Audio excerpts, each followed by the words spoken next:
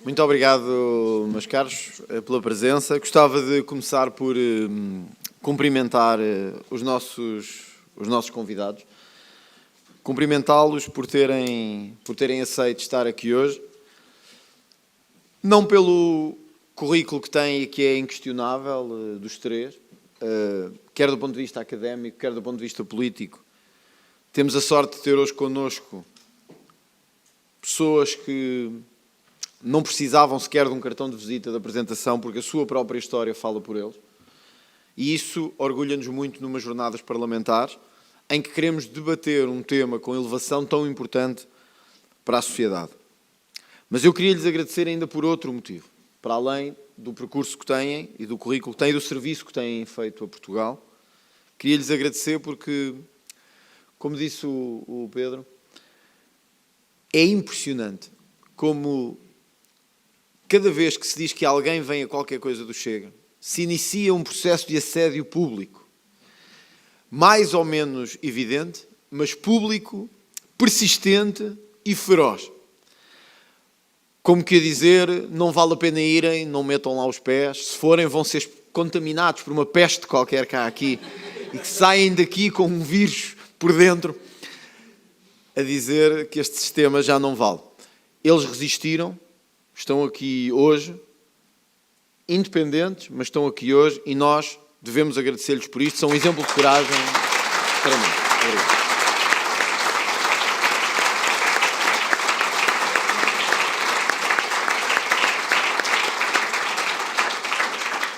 E eu confesso também que não mudaria nada daquilo que aqui foi dito.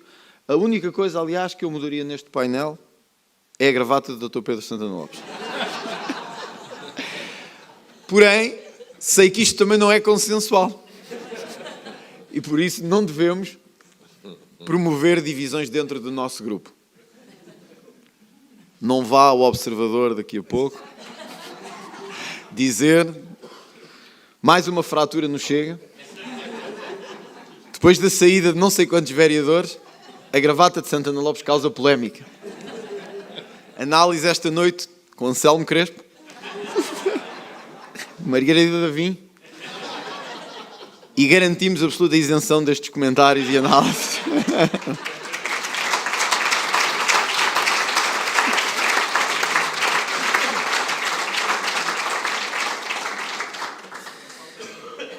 A corrupção é um problema generalizado em Portugal.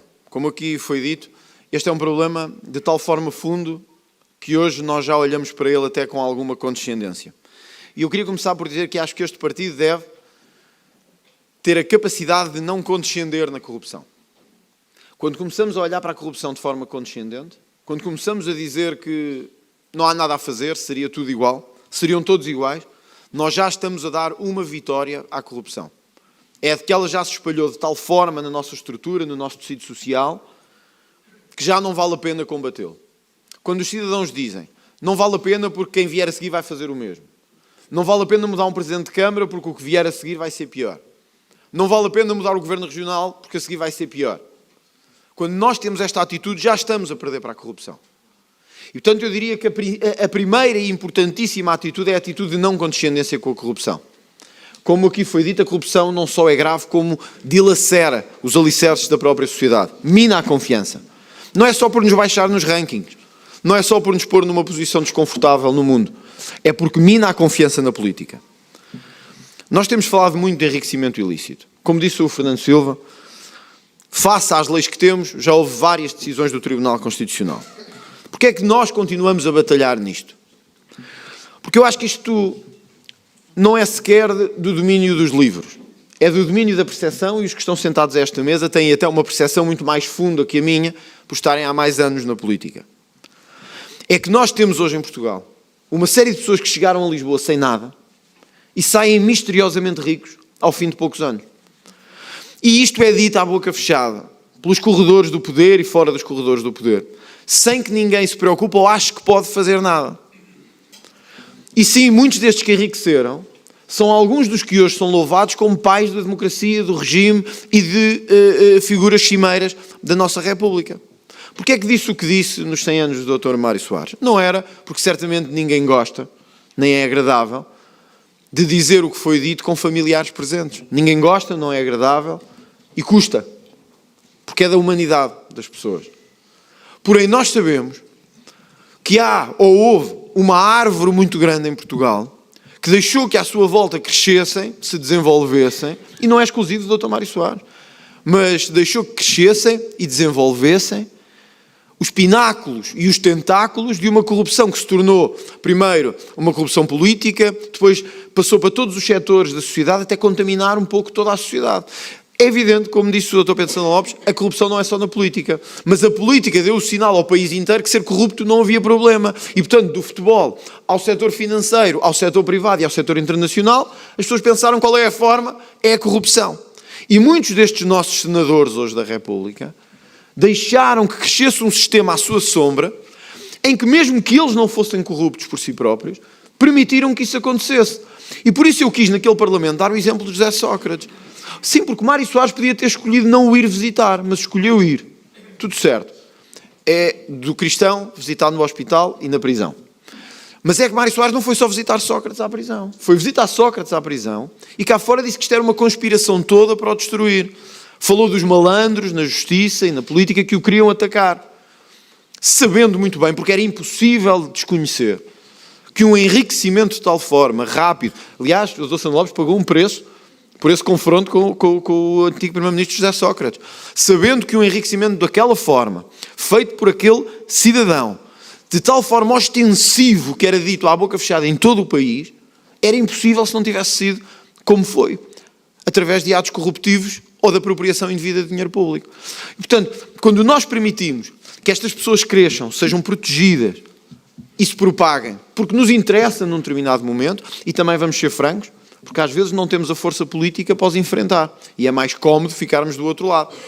Hoje, quando olhamos para aquele congresso do Partido Socialista que consagrou e coroou José Sócrates, muitos dos que lá estavam são certamente cidadãos de bem, e pessoas de bem, pessoas com ideias próprias para o país e independentes. E era difícil confrontar José Sócrates naquela altura. Era difícil fazê-lo pela imprensa, era difícil fazê-lo pelo partido, era difícil. Mas pessoas como Mário Soares e outros permitiram que este sistema se consolidasse, crescesse, passasse para as instituições de justiça, passasse para as instituições sociais. Este enriquecimento nós temos que o combater. Eu não sei se será através da figura típica do enriquecimento ilícito, como ele está, com um crime de ocultação de património, como foi aqui sugerido.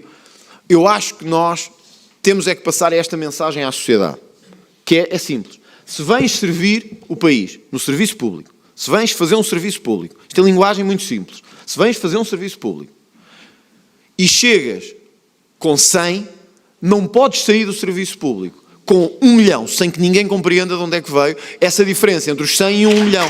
É essa a mensagem que eu acho que é importante.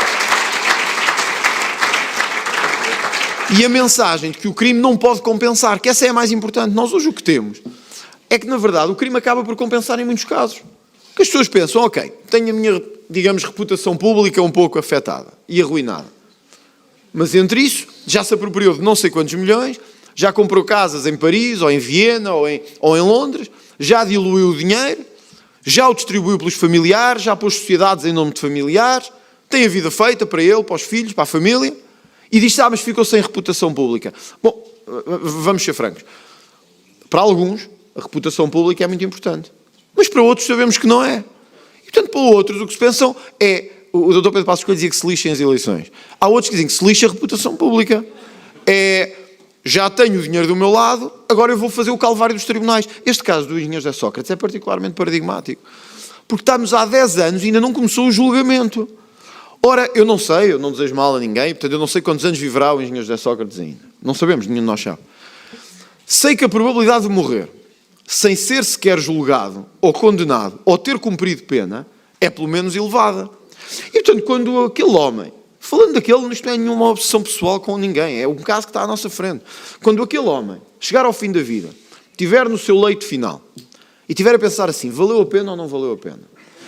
O sinal que tenho a certeza que se ele fosse austríaco ou belga, ele diria assim, não valeu a pena. Tenho o meu dinheiro todo confiscado e estive na prisão 15 anos, ou 20. Com toda a probabilidade, o José Sócrates morrerá num hotel muito melhor do que nós alguma vez tivemos, com toda a probabilidade. Com toda a probabilidade dirá, valeu a pena, e com grande probabilidade ainda gozará com aqueles que andaram a querer a condenação dele. E ainda temos outra coisa. Vamos lá ver se no fim o Estado não lhe vai pagar uma indemnização por aquilo que passou e pelos anos que esteve a ser criminalmente perseguido. E vamos lá ver se não vão atrás das pessoas que o prenderam, se não vão atrás das pessoas que o indiciaram, que prepararam o seu julgamento. Vamos lá ver se não vão fazer isso. Porque sabemos como os tentáculos do poder obscuro em Portugal são grandes e são poderosos. É isto que não pode acontecer, porque passa a mensagem errada. Ou seja, eu digo isto de todos, do futebol à política, vermelhos, verdes, azuis, igual. Não podemos passar esta mensagem. Não é a mensagem contra o enriquecimento, porque nós queremos mais ricos, não é mais pobres. Mas é a mensagem de que se queres enriquecer, tens um caminho. Trabalha. Trabalha, esforça-te e empenha. É esse o caminho.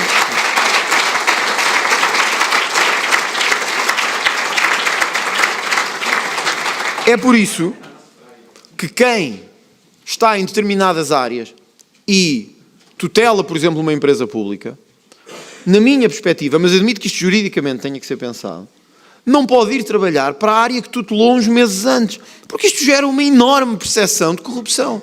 Nós temos o caso da Ponte em Portugal, que é paradigmático, de que quem adjudicou o negócio da Ponte Vasco da Gama foi trabalhar para a empresa que detém a Ponte Vasco da Gama. Mas pontes Vasco da Gama, em miniatura, há espalhados pelo país todo. Adjudicaram obras, foram trabalhar para lá. E não é preciso ir trabalhar para lá ao fim de um ano, ou de 5 meses. Se foi uma adjudicação de 20 milhões, ou de 25 milhões, pode ir trabalhar para lá ao fim de 5 anos. Pode ir o filho, pode ir a filha, pode ir o neto, pode ir alguém. Nós temos que criar regras que as pessoas sintam que quem distribui o dinheiro público tem que ter regras a seguir. Isto não é impedir que as pessoas trabalhem, porque nós queremos que as pessoas trabalhem. Toda a gente tem vida, tinha vida antes da política, terá depois. O que não pode acontecer é eu chegar à política, pego no dinheiro público e distribuo pelo setor da saúde. E para onde é que vou trabalhar quando saio da política? Para o setor da saúde. Ou então pelas empresas de construção, nas tais adjudicações a que se referiu o Dr. Ramos da Silva, para onde é que vou trabalhar no fim? Para uma dessas sociedades de advogados. Olhem na Operação Influencer. Quem são os advogados que não estão lá acusados de ter feito? Reparem, os advogados suspeitos de terem feito o próprio projeto de lei. Projeto de lei com que eles depois vão trabalhar e no qual se vão orientar. Ou seja, eles chegam ao Conselho de Ministros e dizem, em vez de vocês aprovarem a lei que quiserem, as leis que quiserem, está aqui uma minuta, já façam isto. Foram eles que a fizeram. O legislador deixa de ser o Governo, ou a Assembleia da República, passam a ser as sociedades de advogados. É isto que não pode acontecer. E isto tem fórmulas jurídicas que temos que ser imaginativos e criativos. Mas temos que avançar. O mesmo que os recursos. Nós não podemos ter recursos. Nós temos que ter recursos, sim. Toda a gente tem direito a recurso. A Justiça deve ter capacidade de se corrigir e de se refriar. Mas não podemos ter recursos intermináveis e bizarros. No caso da Operação Marquês, nós temos dezenas de recursos, ou por causa da composição do Tribunal, ou por causa do juiz natural, ou por causa da atribuição do sorteio eletrónico, por causa de tudo e mais alguma coisa. Cada nova decisão que há um novo recurso. Isso para o processo mais de 3 meses, 4, 5 ou 6. Ora, assim quem tem dinheiro tem sempre uma ferramenta que os outros não têm, que é estar interminavelmente a pôr recursos de decisões quaisquer. O Tribunal decide que é à porta fechada, recurso. O Tribunal decide que não há cadeiras, recurso. É atribuído o sorteio ao juiz tal, recurso. Quer dizer, é impossível. Se isto não parar, damos uma péssima ideia. Portanto, nós temos que limitar estes recursos. Ainda agora tivemos uma decisão do Tribunal da Relação a dizer que isto tem que acabar.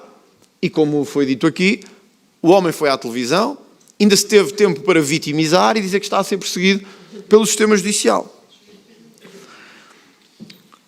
Eu não me quero alongar muito, mas acho que estas ideias eram fundamentais para trabalharmos ao longo desta legislatura.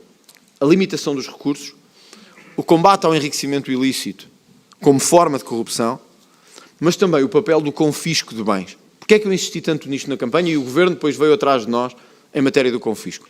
Nós nunca passaremos a mensagem que o crime não compensa se eles ficarem com o dinheiro. Porque com o tempo que se vai para a prisão em Portugal, a demora que é, e o tempo em que essa pena é executada, compensou se o dinheiro que foi roubado, entre aspas, foi muito. O que nós temos que garantir é que vamos atrás do património dessas pessoas, custe o que custar, esteja onde estiver. E já não nos podemos queixar da Suíça, nem da Europa, nem de Londres.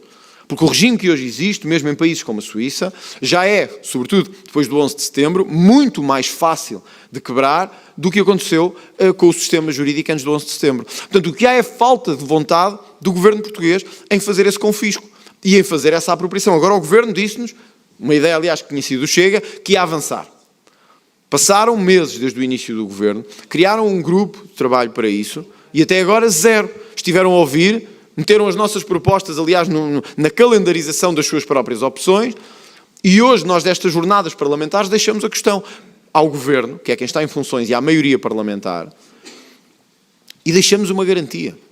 Se o Governo, se o grupo parlamentar do PSD quiser verdadeiramente avançar, mas não é fingir, é verdadeiramente avançar, com um confisco de bens, nos casos de corrupção e crime económico, um confisco rápido, preventivo ou antecipado, que evite recursos excessivos, não precisam de fazer mais.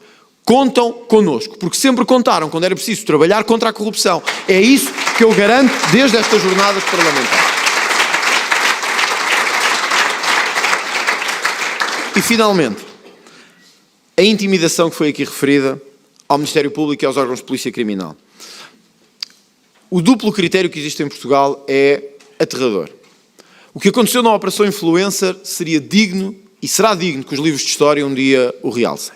Como o que estava em causa era um primeiro-ministro socialista, um primeiro-ministro bem visto nos meios das elites portuguesas e com grande influência nessas mesmas elites, desta vez os canais de televisão, os jornais, os fóruns, as rádios, não se multiplicavam com notícias, curiosamente, sobre o património apropriado, sobre o dinheiro encontrado no gabinete do chefe de gabinete, sobre os negócios feitos do lítio, não.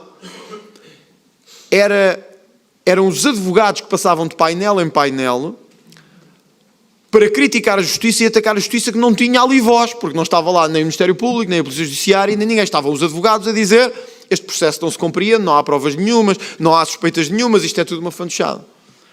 E convencem a opinião pública de que, na verdade, António Costa foi um homem inocente, perseguido, que aquele parágrafo da Procuradoria-Geral nunca devia ter acontecido e que a Operação Influencer nunca devia ter acontecido. Porém, era a primeira vez na história de Portugal que havia buscas na casa do Primeiro-Ministro. Era a primeira vez na história de Portugal.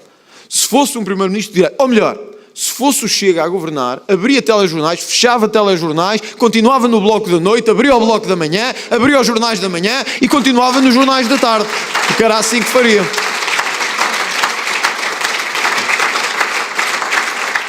Porém, não é a nós que estão a prestar um mau serviço, é mesmo à Justiça.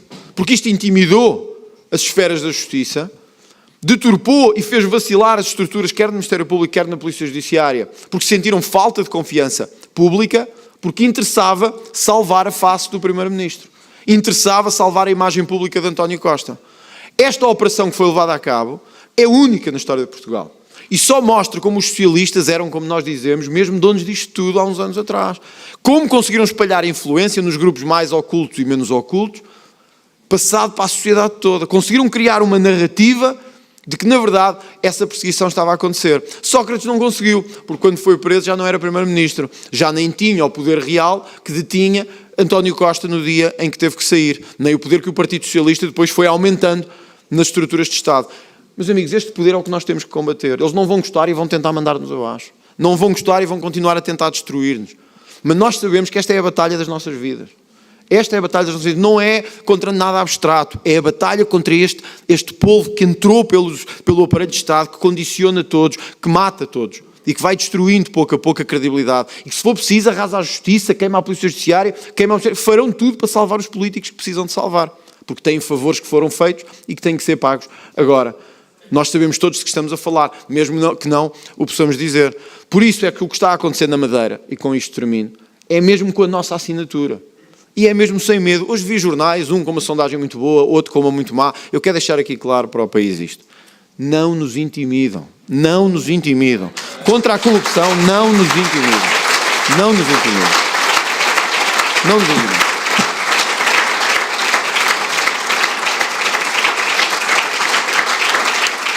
Não nos intimidam. Mesmo sabendo o risco que corríamos, mesmo sabendo o risco que corremos, mesmo com toda a intimidação e perseguição que os nossos companheiros na Madeira estão a passar, mesmo com toda a pressão que estão a sentir, nós fomos firmes. Miguel Albuquerque tem que sair. E é a primeira vez em 50 anos naquela região, a primeira vez em que um orçamento não passa E provavelmente será a primeira vez em que daqui a uns dias uma moção de censura passará. Foi feito com o PSD? Não. Foi feito com o CDS? Não. Foi feito com a Iniciativa Liberal? Não. Alguma vez foi feito pelo PS? Não. Foi pela primeira vez feito por nós, com a nossa chancela, e orgulhamos-nos muito disso, porque nós não queremos mais corruptos em Portugal.